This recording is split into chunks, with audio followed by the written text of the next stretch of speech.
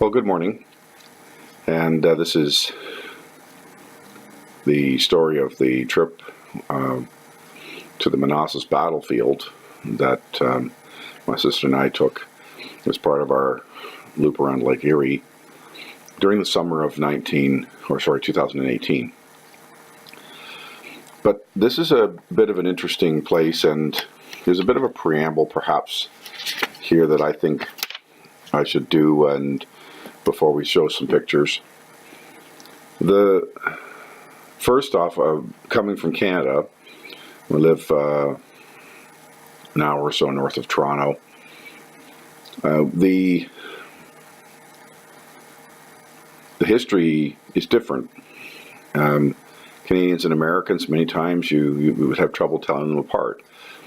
Canadians are inundated with American culture, television, sports, and all the rest, and products, much more so than the reverse is.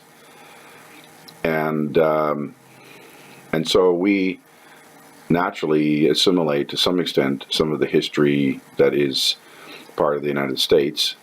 Canadian history is different and more reserved. The country was founded here largely by diplomacy instead of by at the point of a gun. That may just be how it turned out, but that's the situation. And so when you learn about the American Civil War, which is this massive tragedy that occurred during the middle part of the 1800s, and there were so many things that it affected, I find it a fascinating study because there's so many different things to look at. History as a hobby is a wonderful thing because then you can select the parts of history that you find the most interesting. And for me, certainly the Civil War is one of them. And my views on my interpretations of what did and didn't happen and why have changed as I've gotten to meet people who are experts and gone and seen a lot of the sites. I've done, I guess, 6 or 7 trips that involved some aspect of the Civil War. 5 of those have been with my sister. Funny, though, is the first major clash of the two armies occurred just outside of Washington, D.C., and yet that's been one of the hardest sites, one thing or another, whether scheduling or something else, to get to. And so we made sure this time when we were camped at Harpers Ferry, KOA, that we made it our business to go there and spend some time. The Manassas Battlefield is a fairly large site. It's a walking site for the most part. And of course, in the summertime, in July in Virginia, you know it's going to be pretty warm. And so, you know, you're looking at a good part of a day to make this trip. From Canadian side of things, I suppose, and again, this as well as my side, I suppose, but the interesting thing about the American Civil War is twofold. One is that you had Army officers who had sworn allegiance to the United States, but as soon as the country fractured, they returned back, and their allegiance to their home state was greater than that to the country. And that is, we don't have, I don't think, the same kind of pull. Some people say that the Civil War, in its simplest terms, changed the United States from an are to an is, in the sense that prior to the Civil War, the United States are doing X. And after the Civil War, it became the United States is, and there was a unification. There still is, compared to many countries, far more power in the state governments to influence how they go about their business than in most countries. And that's defended pretty aggressively. So even though that was suppressed to some extent in the Civil War, it's still there, and it's a different culture when it comes to that. The current situation, of course, with the memorials and so forth has been very controversial in the last 2 or 3 years. from my perspective, I think America keeps its history really well, and I think you have to keep your history. I think the good and the bad, or whatever, or in retrospect, the lamentable. But that is what built your country or your situation. However, I suppose the line that I can draw myself would be that you could say, you have, okay, so for example, you go to Gettysburg and there's statues there of the Union generals and so forth. And on the other side, at Seminary Ridge, there's the statues of the Confederates. And that seems perfectly reasonable to me because this is a historical site. It's to preserve the battle, and this is where those folks were. And if you're from the North and you have strong feelings that those folks were traitors and all the rest, that's your privilege. But I think those statues and monuments belong there. Where I'm probably a little bit less understanding is when you go to the State House or the City Hall anywhere, and there's a statue there of someone who was in rebellion. I'm not sure what that says about the current philosophy of the government of that area, and I think that would be where I would sooner suggest that those things be moved off to the side and to a park where the history can be learned by all. I think, and it seems to me, from what I can tell, even though it's contentious, that things are moving in that kind of a direction. But I've never minded. I mean, I've been to the Confederate White House, and I've been down Monument Avenue, and to the cemetery at Hollywood, and many, many other sites related to the Confederacy, and I found it absolutely fascinating. And so I wouldn't want to see any of that disappear. I think we just, and maybe in a few straightforward cases, be mindful of the feelings of others who may feel different about these things. The Nasus Battlefield was interesting because I was beside it in 2003. We camped at a county-type campground on the way back from a trip I was doing. And it seems that nearby is a rod and gun club. And so we were at the campground, and you could look over the split rail fence and see some of the displays of one part or other of the Manassas Battlefield.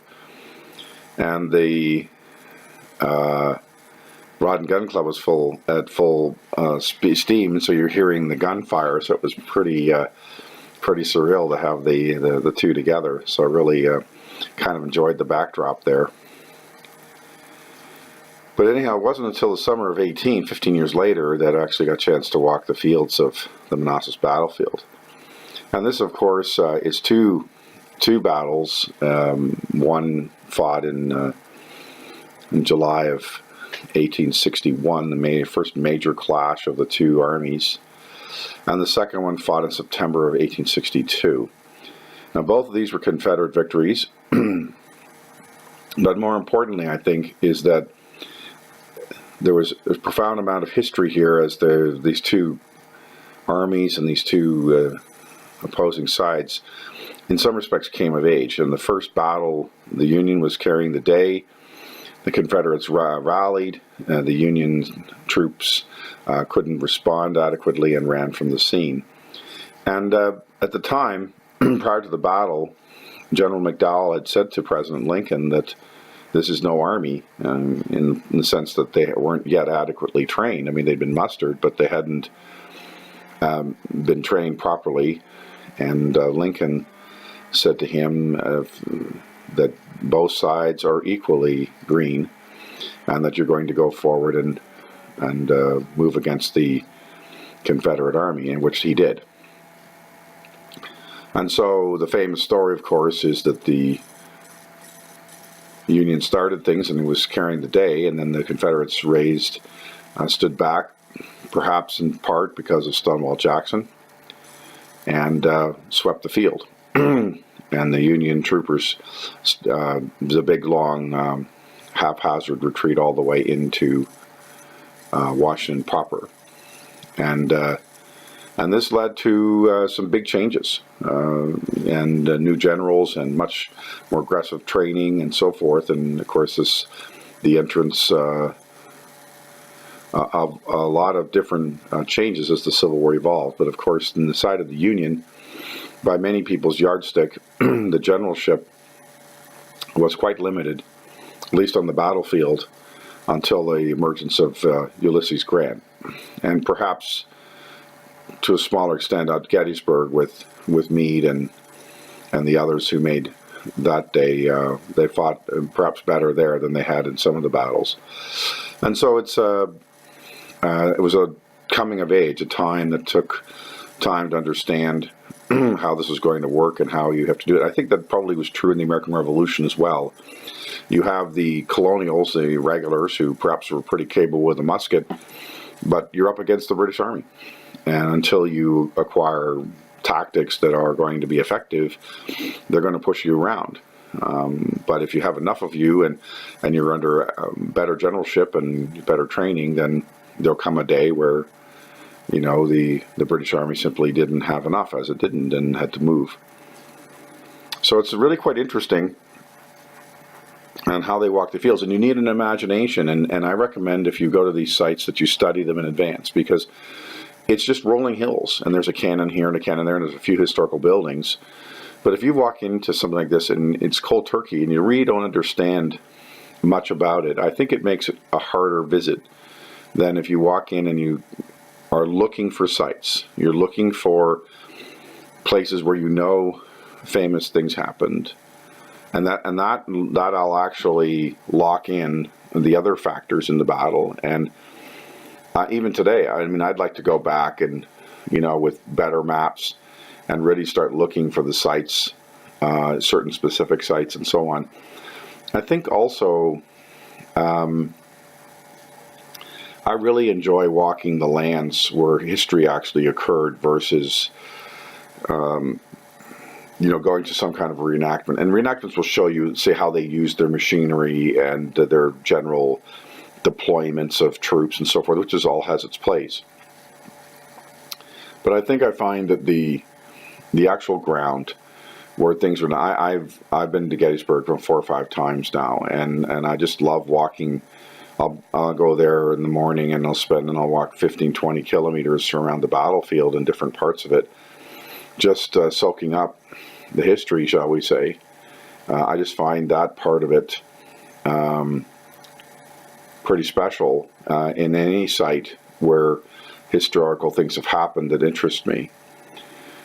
So doing your homework, there is a visitor center, which is quite nice, as it is often in the staff there are very informative. They know not only just where things are, but they know a bit about the battle too, so they're quite instructive. And I found that very nice. And there's some displays and so forth. And I think there's a theater, I can't remember now, but there's quite a bit there. And then you go out, and the rest of it is simply a very large open area where you can walk different paths. And they have a map that will tell you which different paths take you here, there, and the other. It is quite rolling, so you not only have the heat and the distances, but you also have non-trivial hills that you're going to have to walk up if you're going to see the area. I thoroughly enjoyed the day. You have these little pockets of things that happen in different places, which are fascinating. The famous bridge where the troops got all mixed up was, of course, later destroyed in the Civil War, has been reconstructed, and that was very interesting to see as well. And then, of course, the buildings, the Henri House, the Stone House, and the ridges where Jackson made his nickname. There's, from my readings and understanding, there's sort of a controversy about how that was done. Jackson had his troopers lying just behind the crest of the hill, out of view of the Union troops. General B had gone down, and there was an argument, like I say, historically speaking, where he's trying to rally. So version A is he's trying to rally his troops. So he says, "There's Jackson standing like a stone wall, rally behind the Virginians." And version B was that he was frustrated that Jackson wasn't moving forward, and said that there's Jackson standing like a stone wall, which was meant more as a derisive comment than a positive one. Now, history at times is sanitized, so it's hard to say, and we don't have the replay here, but in the end, the historical version is that that Jackson had rallied. He certainly, when his troops fired upon the Union, certainly started to turn the tide. There's no question that was true.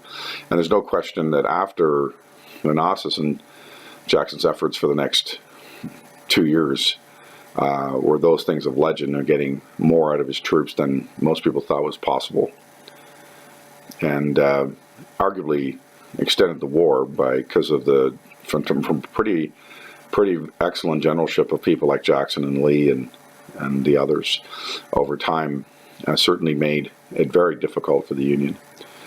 So if you're a Civil War aficionado, the Manassas Battlefield is well kept and a very interesting place to go. Just as an aside, the North and the South still, in some respects, keep their own views on these things. The North has names for battles that are different than the names that the Southerners give.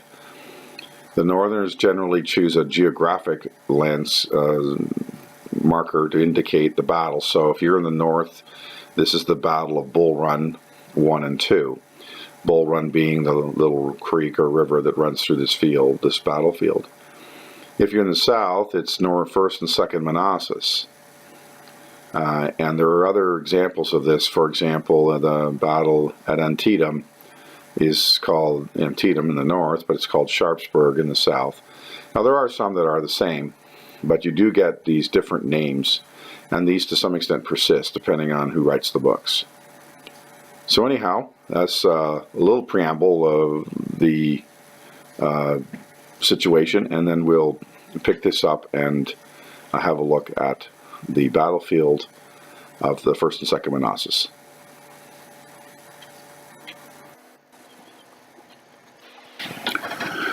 When you arrive at the Battle of Manassas, this is a view from just behind the visitor center, and you see these long, very gently sloping fields. But these gentle slopes were highly critical in this battle, as troopers could hide behind these swales, and when the time came, could stand up and launch volleys. And the other side would not necessarily know where they were located. So these undulations were of profound importance. You can see the trails with the lower cut grass indicating where you can walk to get around, as it's a fairly large site. And so this is the area near the crest where Jackson, of course, made his name. And at that point there was artillery and so forth, and in the vicious battle that occurred, the artillery in some place was turned, and of course the guns that you were using 2 minutes ago are now turned. And of course, one of the things that you could do with here is the litter. If the horses are killed or maimed, then the cannons can't be moved. The only thing you can do then is disable the cannon, but in battle that can be very difficult to do. So here's a memorial where one of the batteries was turned. This is in the case of Ricketts Battery. On the top of that first hill, here's a picture of Confederate veterans who've come back to the battlefield to commemorate, probably in the late 1890s or into the new century, which was typical. So memorials were placed for prominent, in this case a commander of the battery, if they fell in battle, to remind everyone of what had happened, of course. And today the site is incredibly peaceful, as you can see here. And the cannon are on the site of some just very general markers of where the positions of these different troops and regiments were located. Henri House here is further along. We've walked about halfway between the visitor center and Henri House now. A beautiful day, very warm, but at the same time. And you can look back from on the old wagon track at the location of time and the subtle undulations of the road. Of course, the roads would be a little bit lower than the fields because of erosion over time. If the road had been there 100 years, for example, prior to the battle. Now you can see the height of land here, better view. Again, the first battle was a fairly close affair. The second battle takes over a much, much bigger area. And here's the Henri house. I believe it was reconstructed after the war.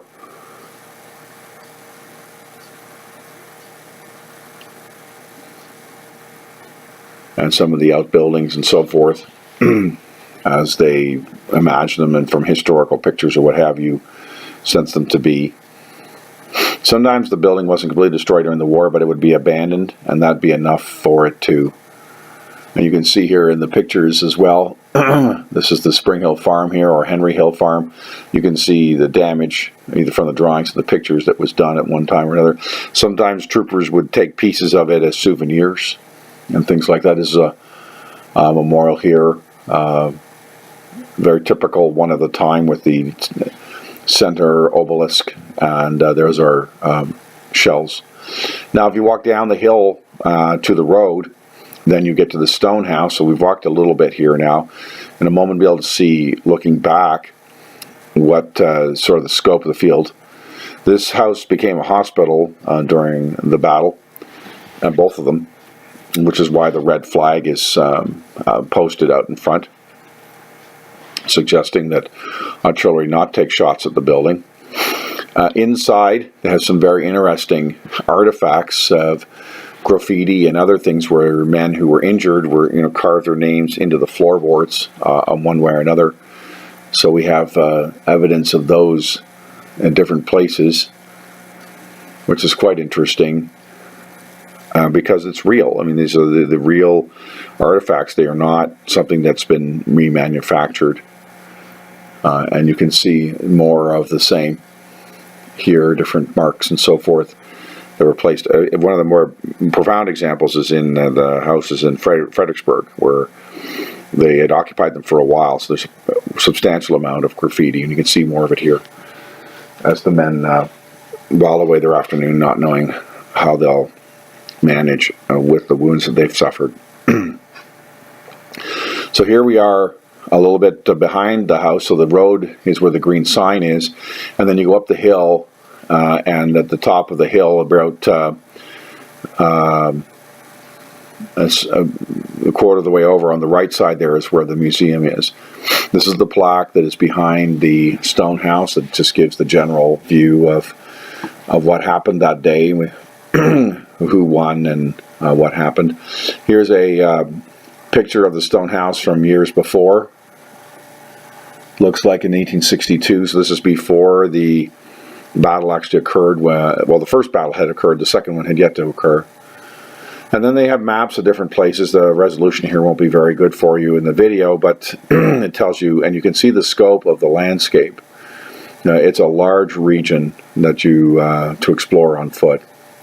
I walked up the hill from behind the stone house, and you can see on the far ridge there where the visitor center is located. And again, this is the up and down of this area. And it's not mountainous, but these are non-trivial hills either, and imagine in the heat and so forth. But it's still a really interesting day. We certainly want to bring some water with you and things like that if you were to explore this site in the summertime. Moving on to the second bull run, we had yet another commander of the Union Army, John Pope, who had a bright idea of how to beat the Confederates. And on surface, sometimes these ideas aren't so wrong. It's just that when you execute the battle, they're assuming certain things, and if the other generals are more efficient, you get yourself in trouble. And this was the case in Second Run, where Jackson's troops were hidden behind in an old railway cut. Longstreet showed up, and they knew that there was movement, but for some reason didn't want to listen to it. And here I am along one of these roads. We walked on the site itself, well away now from the visitor center. This is both myself and my sister enjoying the sights. Now we walked past the stone house, and we walked to the right and made a big loop. Came by the Robinson house where the Confederates were, the South Carolinians had just arrived by train, and they were doing their best to hold. I believe this was a free block that had this house, and you can see the original foundations here. A lot of these wooden frame homes did not survive the time, whether it was because of the battle or events thereafter, but sometimes all that's left is the foundations. But it was a nice little side story to the battle to come upon, which we really enjoyed.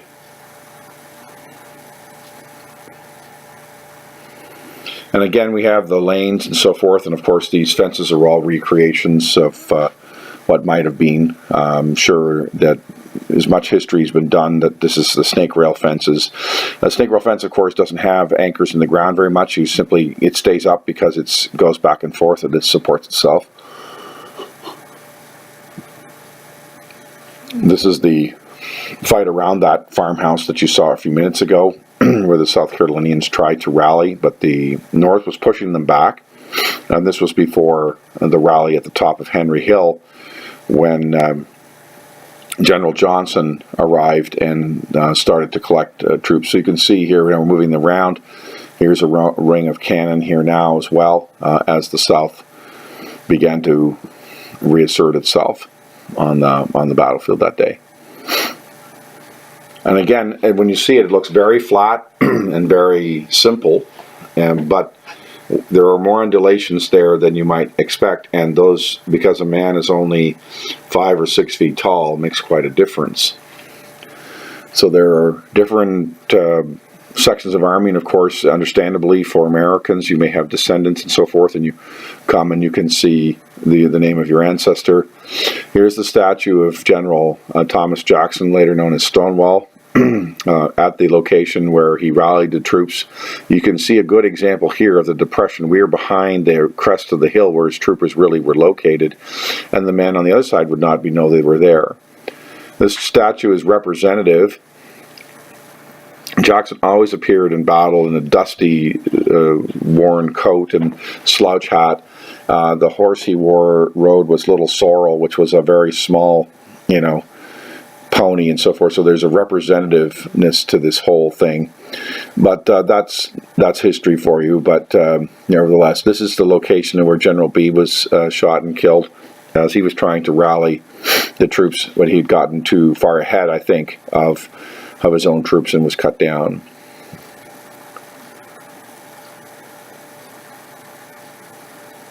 So again, the view right across the scene, you can see the mountains in the background, of course well removed from the battle, but it's the countryside. In the second battle, there was much more geography involved, as the Confederates were in effect hiding behind large features. This is one of the farms located on what was later known as Chin Ridge.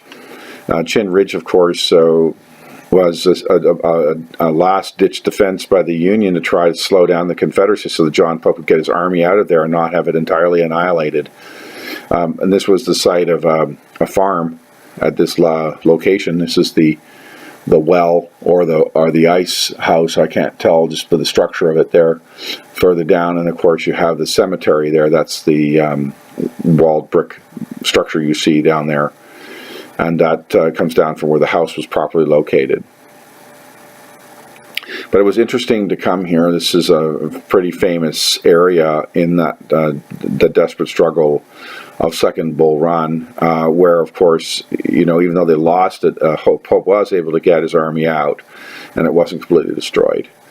And so this was some desperate struggles by a comparatively small number of Union troops to try and slow down the flanking Confederate troops so that Pope would have time to get it out. But of course, if Pope had been on his game, that wouldn't have happened anyway. He would not have been trapped. Here's the pathway along Chin Ridge, which goes for some distance were you to want to walk it all. And again, that's the challenge, is it's a big day. We spent pretty much the whole day here, and the shadows were getting kind of long by the time we finished up.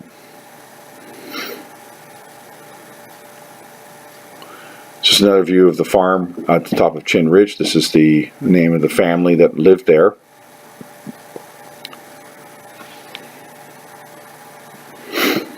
And so, of course, it was typical in these large family homes, you'd have your own cemetery.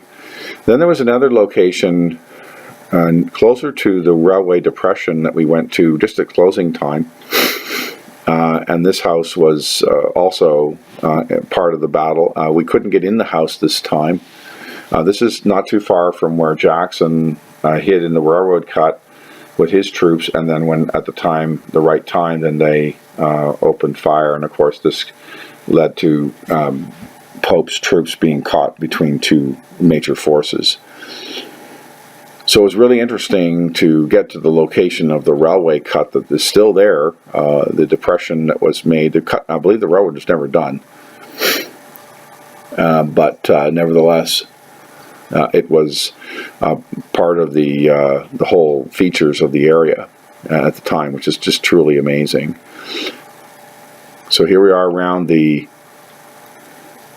house where this was in front of where Jackson acted, and this was really quite an interesting part of the battlefield. Like I say, you find pieces that are not as fancy. Here is a small cemetery we found off of one of the roads, and it was this is the picture from the sign of what it looked like when it was first done, and here's the site of what the cemetery looks like today. And it was quite a nice sobering, I suppose, but still very peaceful place to visit.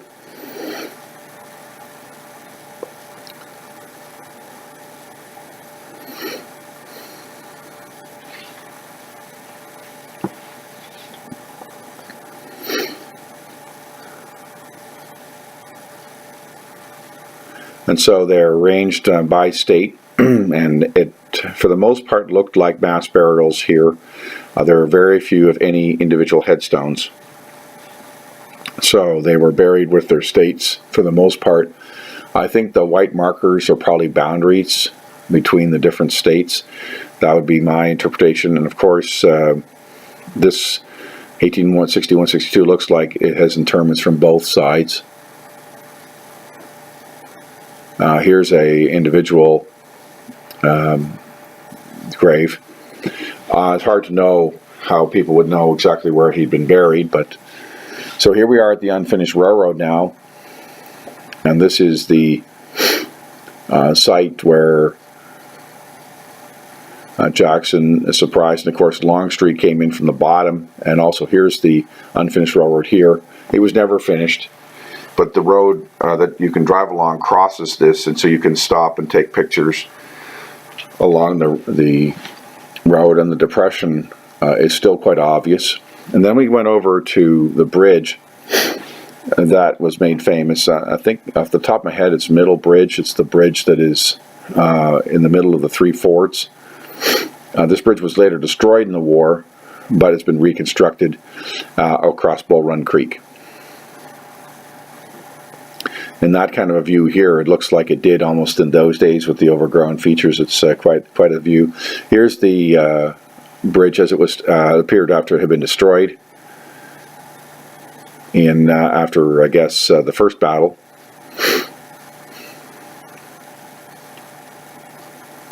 And here we are now on the bridge proper. That's just Bull Run Creek.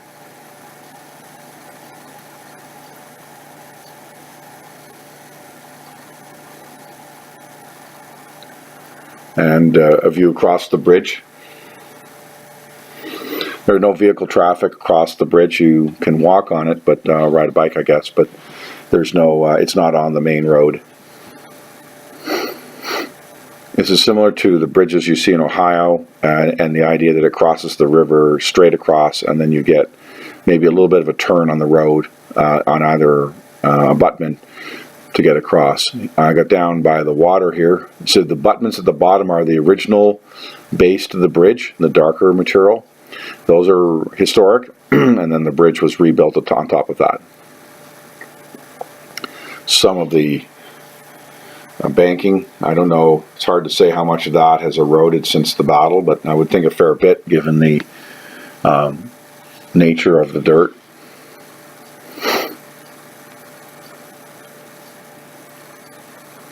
And we went back to Harpers Ferry. There was a number of battles. Of course, Harpers Ferry had changed hands many times during the Civil War.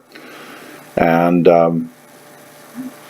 the famous situation of the firehouse, where, of course, John Brown had taken the firehouse, and Colonel Robert E. Lee had brought some troopers from Washington and got him out of there.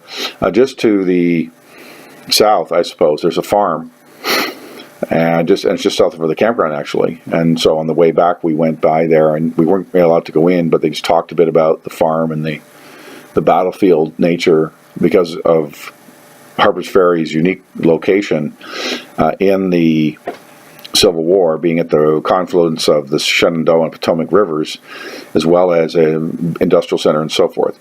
There's also a significant number of white-tailed deer in the area, and so we had a chance. We enjoyed taking pictures of them. They were fairly tame. Came out of the forests, the trees to nibble, and we just find them beautiful animals and really enjoyed taking pictures of them.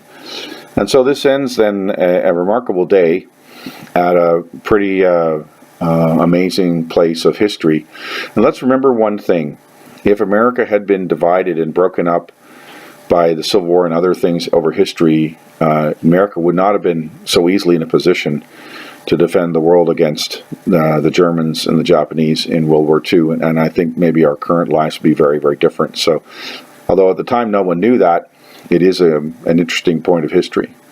Anyhow, if you enjoyed this video, please click like or subscribe, and thank you very much for watching.